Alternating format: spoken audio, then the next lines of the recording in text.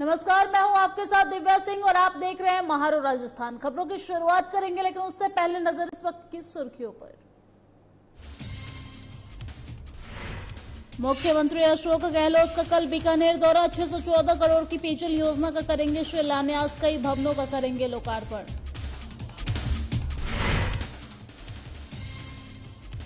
GST बिगाड़ेगा दाल का जायका। आटे और दाल पर 5% जीएसटी। ऑल इंडिया दाल मिल्स एसोसिएशन ने किया प्रदर्शन।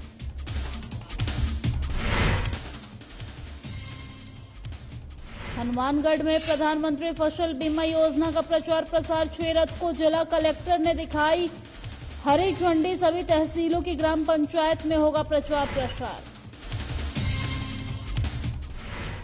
और सावन के पहले दिन शिवालयों में उमड़ी भीड़। हर हर महादेव से गूंज उठे मंदिर। 18 जुलाई को सावन का पहला सोमवार।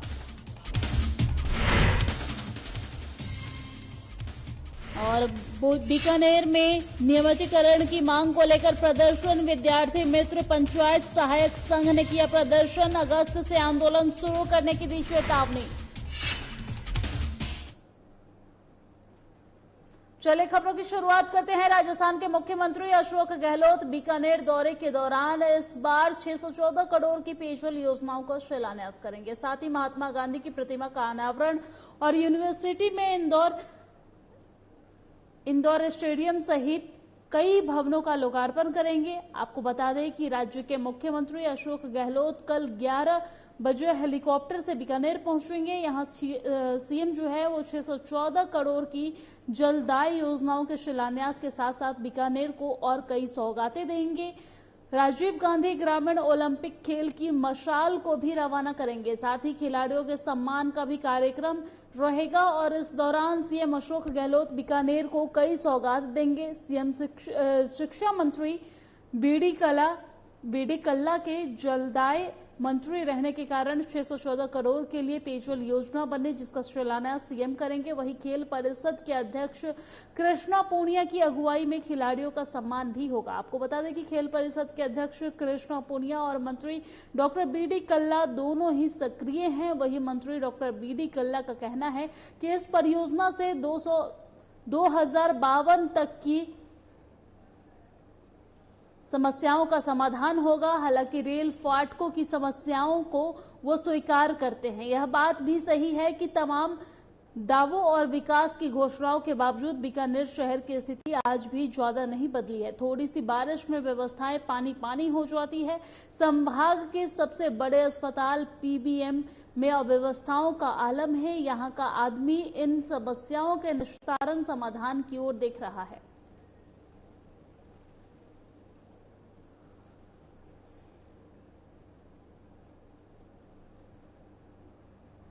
और वनांचल शिक्षा समिति द्वारा संचालित महर्षि वाल्मीकि आदर्श विद्या मंदिर माध्यमिक विद्यालय सीताबाड़ी के विद्यार्थियों ने गुरु पूर्णिमा का पर्व मनाया है। विद्यालय के आचार्य लोकेंद्र मेहरा और भुवनेश गोस्वामी ने बताया है कि गुरु पूर्णिमा कार्यक्रम की शुरुआत प्रिंसिपल कन्हैया कुमार कुशवाहा और व्यवस्थापक सुरेंद्र मीणा ने महर्षि वाल्मीकि की प्रतिमा मूर्ति के समक्ष दीप प्रज्वलित करके की है। इस दौरान विद्यार्थी के समक्ष आचार्य लोकेंद्र मेहरा, गणेश लाल, भुवनेश गोस्वामी, मनोज मेहता द्वारा गुरु की महिमा पर वर्णन किया गया है। कार्यक्रम के दौरान वनवासी कल्याण परिषद जिला संगठन मंत्री राकेश भील, आश्रम प्रमुख विजेंद्र चौधरी, आचार्य सोनू प्रजापत समेत कई अन्य लोग भी मौजूद रहे हैं।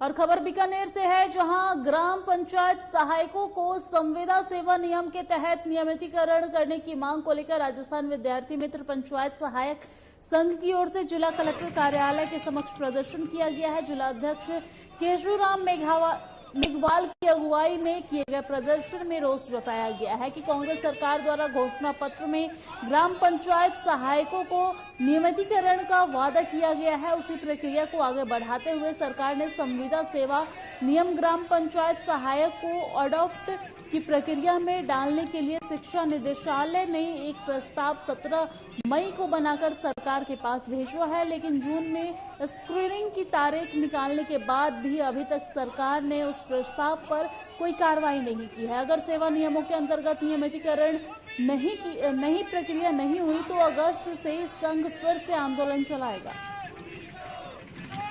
खबर आपको बीकानेर से बता रहे हैं, जहां नियमितीकरण की मांग को लेकर प्रदर्शन कर रहे हैं विद्यार्थी मित्र पंचायत सहायक संघ ने अर्धनग्न होकर ये प्रदर्शन किया है। वहीं जहां ग्राम पंचायत सहायकों को संविदा सेवा नियम के तहत नियमितीकरण करने की मांग को लेकर राजस्थान विद्यार्थी परिषद मित्र पंचायत सहायक संघ की ओर से अर्धनग्न प्रदर्शन जो है वो जिला कलेक्टर कार्यालय के समक्ष किया गया है। जिला अध्यक्ष केशवराम मेघवाल की अगुवाई में यह प्रदर्शन में रोष जताया गया है कि कांग्रेस सरकार द्वारा घोषणा पत्र में ग्राम पंचायत सहायकों को नियमितीकरण का वादा किया गया था, जो अभी तक पूरा नहीं हुआ है।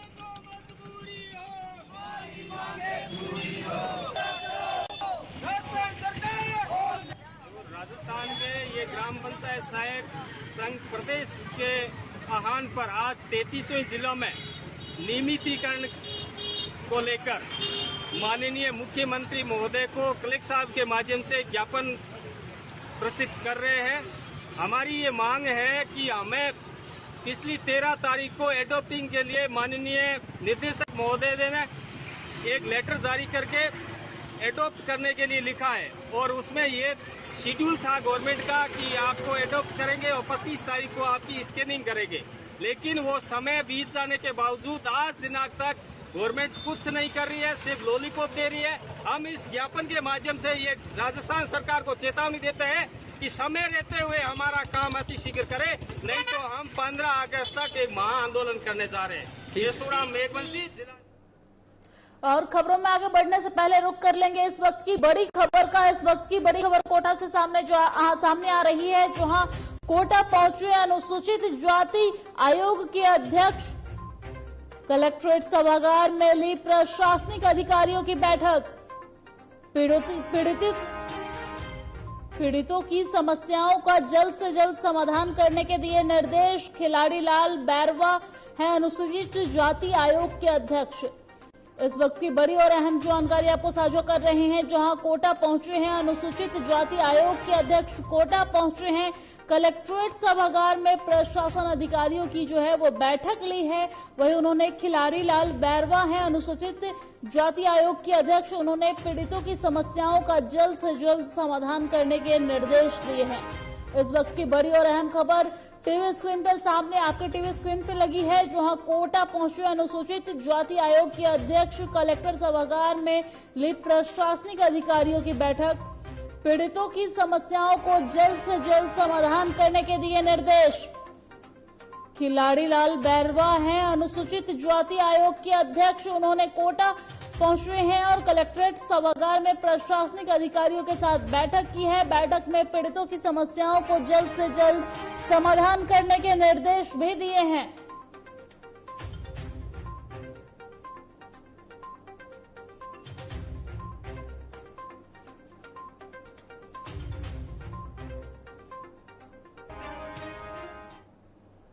चलिए खबरों में आगे बढ़ते हैं। कई दिनों से नगरपालिका गेट पर चल रहे अनिश्चितकालीन धरने को आज 60 दिन बीत गए हैं। ऐसे में धरने पर बैठे पार्षद और आमजन का कहना है कि ये धरना कब तक चलेगा वो कह नहीं सकते हैं, क्योंकि सरकार बहरी, गूंगी और अंधी हो चुकी है। ऐसे में धरने पर बैठे लोगों का कहना है कि जब से डीएलबी से पट्टा प्रकरण में 5वीं तारीख 22 जुलाई मिली है, तब से हर रोज नगरवासियों का हुजूम धरने पर बढ़ता ही जा रहा है।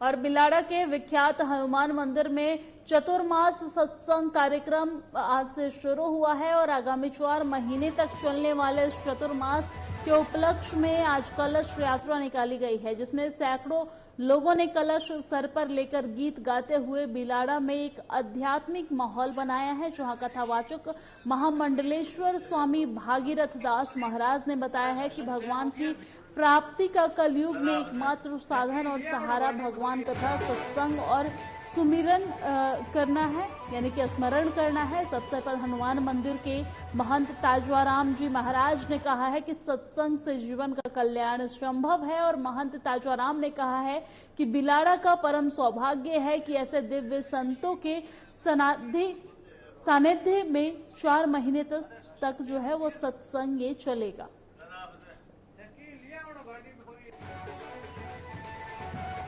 खबर आपको जोधपुर से बता रहे हैं, जहां चतुर्मास सत्संग प्रवचन का शुभारंभ हुआ है। महामंडलेश्वर भागीरथ दास हनुमान मंदिर के चतुर्मास सत्संग को करेंगे।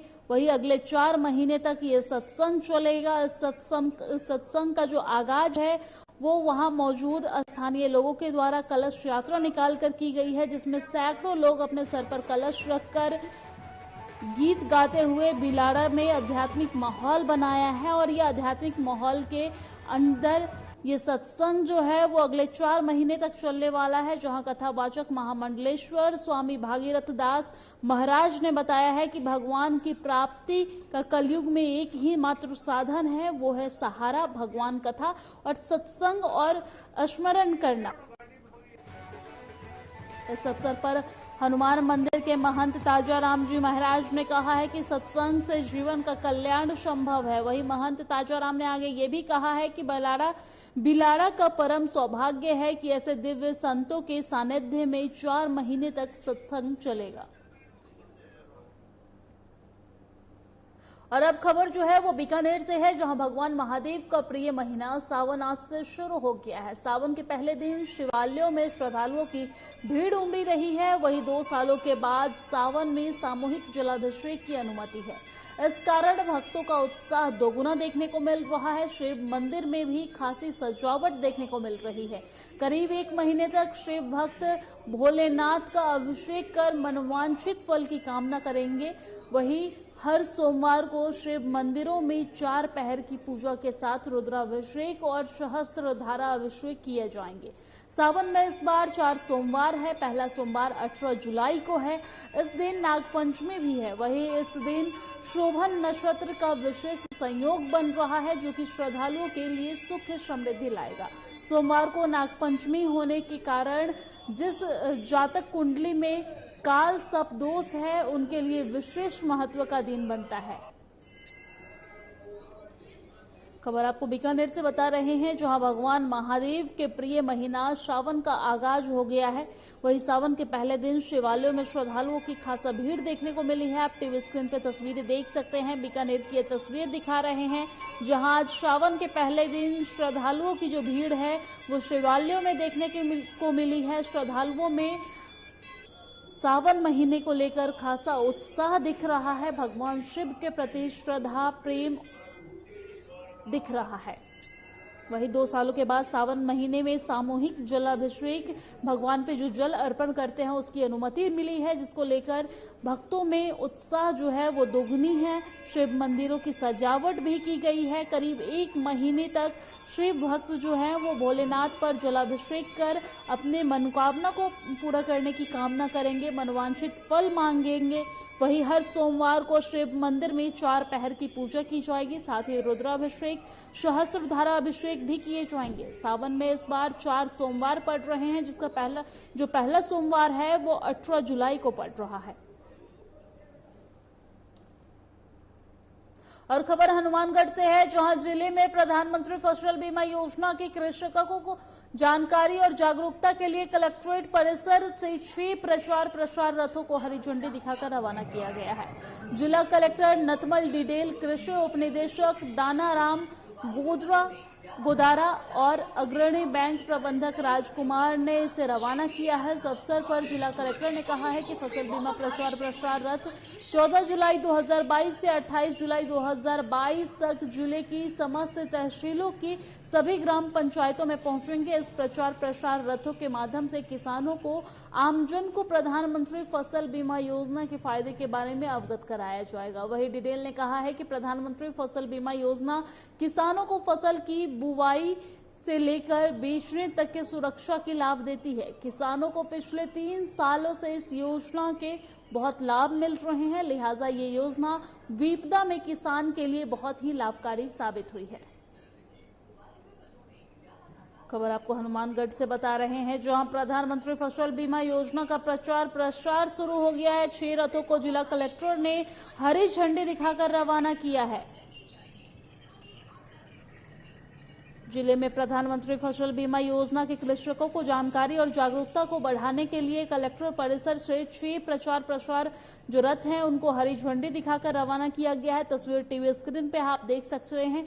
ये एक साथ ये जो 6 रथ हैं इसको कलेक्टर के द्वारा हरी झंडी दिखाकर रवाना किया गया है। जिला कलेक्टर नतमल डिडेल जो वहां पे हैं उनके द्वारा ये हरी झंडी दिखाकर रवाना किया गया है। ये रथ गांव-गांव जाकर लोगों को प्रधानमंत्री फसल बीमा की योजना में जानकारी देगी और लोगों को जागरूक करेगी, क्योंकि ये जो प्रधानमंत्री फसल बीमा योजना है, ये योजना विपदा में किसानों के लिए बहुत ही लाभकारी साबित होता है। इस वर्ष हनुमानगढ़ जिले में जो खरीफ 2022 की फसल बुआई हो चुकी है ज़्यादातर हिस्से में, जिसमें काश्तकारों ने मूंग, मोट, बाजरा, तिल, कपास, चावल और इस प्रकार की फसलों की बुआई की है। पिछले कई वर्षों से हनुमानगढ़ जिले के किसानों को प्रधानमंत्री फसल बीमा योजना से बहुत ज़्यादा फायदा हुआ है। ये योजना किसानों को फसल की बुआई से लेकर के और फसल के बेचान तक बहुत सारे सुरक्षा के लाभ देती है। और आपने भी देखा होगा कि रबी में लगभग 600 करोड़ के आसपास और खरीफ में भी 300 करोड़ से ऊपर का मुआवजा किसानों को इस बीमा योजना के माध्यम से हर साल मिलता है। तो ये योजना काश्तकारों के लिए संकट के समय में या इस प्रकार की जो विपदा आती है उनसे बचाने में बहुत ही कारगर साबित हुई है। आज हनुमानगढ़ जिले में 6 रथ रवाना किए गए हैं।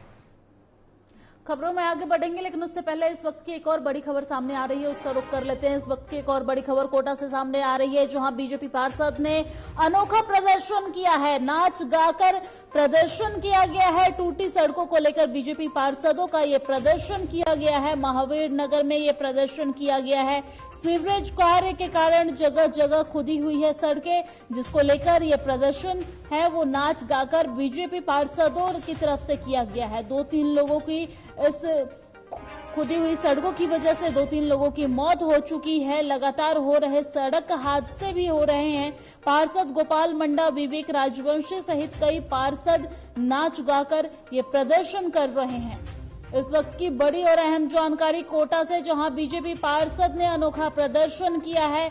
नाच गाकर ये प्रदर्शन कर रहे हैं बीजेपी पार्षद। वही टूटी सड़क को लेकर बीजेपी पार्षद जो हैं वो प्रदर्शन करते दिख रहे हैं। महावीर नगर में उन्होंने प्रदर्शन किया है। वही सीवरेज कार्य के कारण जगह जगह पे सड़कें जो हैं वो खुदी हुई हैं, जिससे आए दिन जो है वो घटनाएं घटती रहती है। इस वजह से 2-3 लोगों की मौत भी हो चुकी है और लगातार सड़क हादसे जैसी खबरें सामने आती रहती है, जिसको लेकर बीजेपी पार्षद ने एक अनोखा प्रदर्शन किया है और नाच गाकर ये प्रदर्शन किया है। पार्षद गोपाल मंडा, विवेक राजवंशी सहित कई पार्षद मौजूद रहे हैं।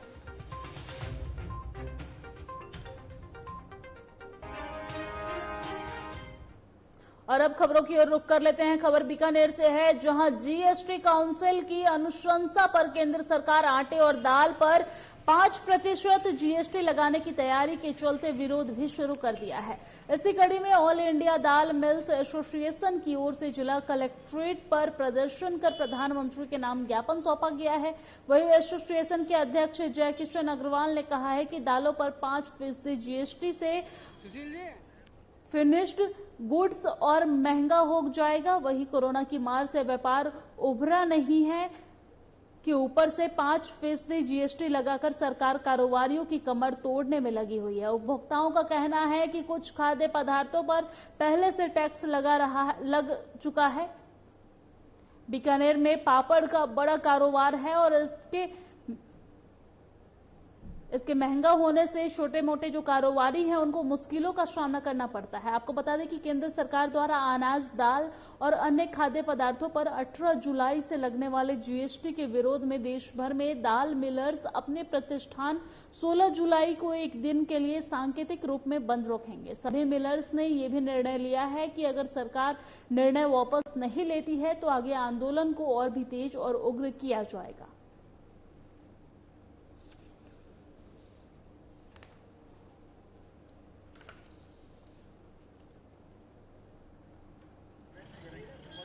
जीएसटी परिषद द्वारा जो दालों पे एवं आटा चावल पे जो नॉन ब्रांडेड है उस पे 5% जीएसटी का जो प्रस्तावना दी गई है उसका विरोध करने के लिए हिंदुस्तान की सारी मंडियां, दाल मिलें, आटा मिलें, चावल मिलें 16 तारीख को सांकेतिक रूप से बंद है। सरकार अपने वादे से मुकर रही है। जब प्रधानमंत्री ने जीएसटी लागू किया था तब उन्होंने वादा किया था गरीब की दाल रोटी पे कोई टैक्स नहीं लगाया जाएगा। ये वादा याद दिलाने के लिए हम सब अभी उनके नाम ज्ञापन भेज रहे हैं और सरकार को चेता रहे हैं कि इसे तुरंत वापस लिया जाए।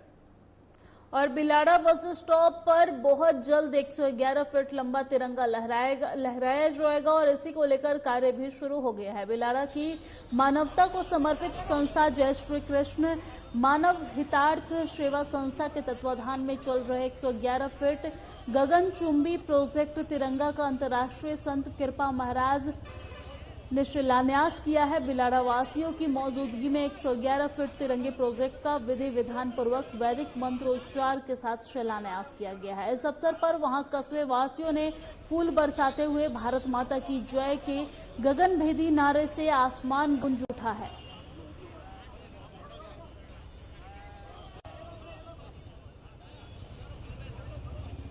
जोधपुर से खबर आपको बता रहे हैं जहां तिरंगा प्रोजेक्ट का शिलान्यास किया गया है।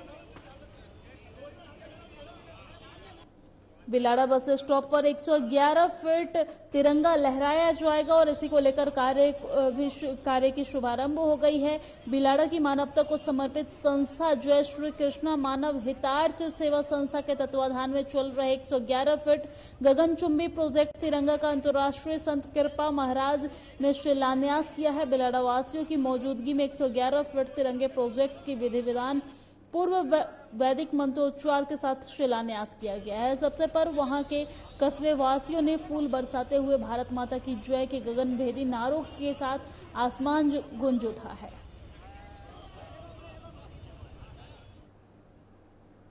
और करौली जिले के नादौती तहसील में गढ़खेड़ा में पीर परमेश्वर महाराज के पवित्र धाम पर विधि विधान के साथ जगत गुरु महाराज का पूजन स्वागत कर भक्त लोगों में हर्षोल्लास के साथ गुरु पूर्णिमा का महोत्सव मनाया गया है। दरिद्र नारायण धाम पर सुबह से ही दूर दराज से भक्त लोगों का आना जाना शुरू हो गया था, जो दोपहर तक हजारों की संख्या में तब्दील हो गया था। यहाँ पर भक्त लोगों ने गुरु महाराज का हर्षोल्लास के साथ साफे और मालाएं पहनाकर जोरदार तरीके से स्वागत किया। उसके बाद बाबा का पूजन हुआ और अंत में महाप्रसाद का आनंद भक्त लोगों ने लिया।